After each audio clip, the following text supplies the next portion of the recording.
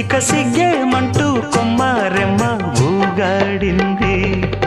చిట్టి గుమ్మ పదవే రెండు రెక్కలు కట్టుకుందా, వెండి మబ్బు ఒడిలో ముద్దు ముచ్చటలాడుకుందా, చిరుగాలై కొండ కోనల్లోన తేలి చిరునవ్వై పూల గుండెల్లోన దాగాలి.